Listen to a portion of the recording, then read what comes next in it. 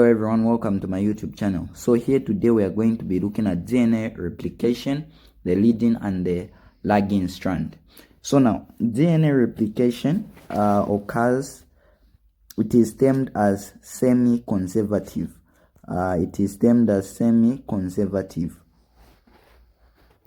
So this is simply because when DNA replication is taking place, you need an original strand. For example, if you have this, you need this original copy in order for you to create new DNA. So that is why it's called semi-conservative, meaning to say it just gets split apart. So now DNA replication begins with the enzyme called helicase.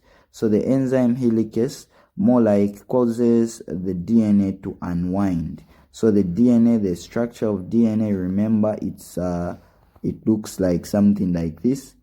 Now the enzyme which we are going to be calling helicase will be moving in that direction. So as it moves, it will be able to break the DNA apart.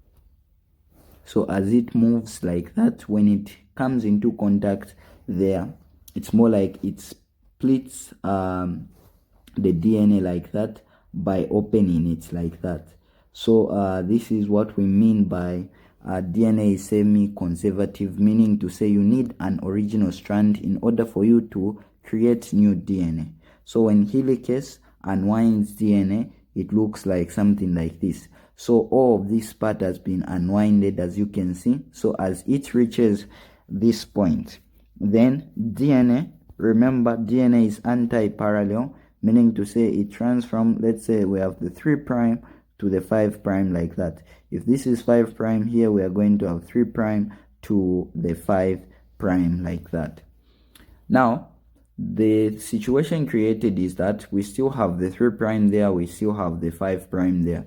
Then that means to say here we are going to have the 3', then we are going to have the 3', here we are going to have the 5'. Now this creates what we are going to call the leading and the lagging strand. So this is how it works. So we are going to have the enzyme primase. So the enzyme primase adds RNA primers. So these primers are more like places are put in place so that there could be the identification of where DNA, or rather nucleotides, should be added. So the nucleotides are added at this point where there are primers. So the enzyme primase attaches what we are going to call RNA primers. So now at the 3'.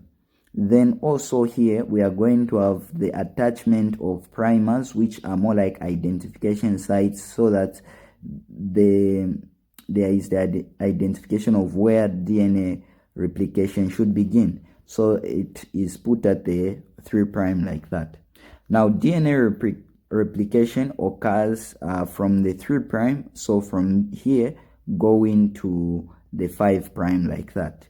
So now this is called the leading strand. So the leading strand moves, replication proceeds in the direction in which the DNA is being uncoiled. So wherever the DNA is being uncoiled, if it is being uncoiled in this direction, whereby it's being opened, in other words, in this direction, that is where the leading strand goes. So now the leading strand, as a result, is continuous. You will find that even as we continue like that, this replication will just be following like that.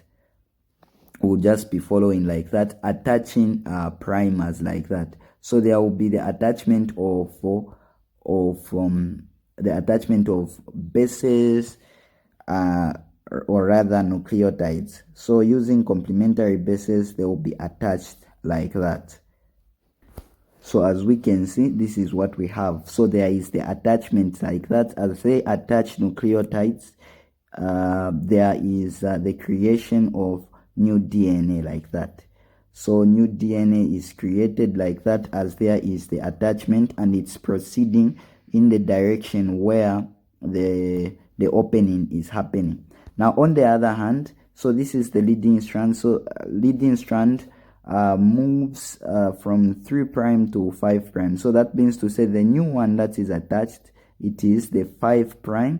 We are going to have 5'. If this is 3, this should be 5'. Then we are going to have 3'. So we can say that it opens up at 5' going to the 3' in the direction of the replication fork, or rather where it is being unwinded. So here what we can also say is that the leading strand is continuous. So it continues as long as it is being opened, there will just be the addition like that. So just using one primer, which is the identification of where replication must take place, you will find that the replication will proceed like that. So we can add something to say the leading strand is continuous. So it is continuous. So how you identify, or rather how you define the leading strand, you can say the leading strand opens at the 5' to the 3'. It proceeds in the direction where DNA is being unwinded. Now, on the other hand, the lagging strand, remember if we have the 5' there, here we should have 5'. Now, if there is the attachment of a primer here, now 5', then we have 5' here. That means to say here we are going to have 3'. That was the original strand, remember? So we have the 5' like that. So DNA follows from the 3' going to the 5' like that. So there is the addition of bases. There is the addition like that. There is the addition. So here we had already some bases and all that. Then DNA is being made at the same time like that. Now the pressure is that this one is discontinuous. Why is that? Because as you can see, this is the 3'. As time proceeds, it is being unwinded this side, but the primer is here. So as time proceeds, there is another addition of the primer like that as the replication continues. So you will find that there will be another addition of the primer. So a primer, we are simply referring to the identification of DNA. So when it is added at the 3' again, it will now DNA replication will take place like that. So 5' like that. Then there will be the each and every time there is the addition like that. Now there is a space like that. So it is discontinuous. You will find that here there will be space, of which it is patched up by enzymes. Now, due to the fact that there is space, we are going to have what we are going to say.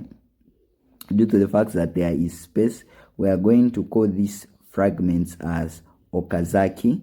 So we have Okazaki fragments. So we have the Okazaki fragments here, these sides. So as long as we have that, this is what we call the Okazaki fragments. So this other thing is called the Okazaki fragments. Okazaki fragments. That is very, very important. So for the lagging strand, we can say lagging strand. So this one occurs in the opposite direction as the direction of DNA unwinding. So this one proceeds in the other direction. If the DNA is being opened up in this direction, then it will occur in the opposite direction. So this one thing that you need to mention for your test is that it is discontinuous. So it is discontinuous. And the other thing is that it is discontinuous. That's number one. The other thing is that it leads to the creation of Okazaki, very important, fragments. So that is what we basically refer to as DNA replication, one important enzyme. So as the DNA is being unwinded, there is the enzyme that prevents supercoiling, which we call topoisomerase. So this one is very important. It's very important as it prevents the DNA from being supercoiled, or rather wrapping around in an orderly fashion where we have this type of a situation. So as the DNA is being unwinded, there is a possibility that, so DNA looks like this, there is a possibility that the DNA might supercoil and or that it might form something like that. So the enzyme called topoisomerase prevents such things. So you can say that topoisomerase prevents supercoiling. So to summarize, the leading strand is the new strand that is synthesized continually in the 5 to 3 prime direction towards the replication fork. So remember, it's 5 to 3 prime, but it starts at the 3 prime. So in other words, you might see something like opens up.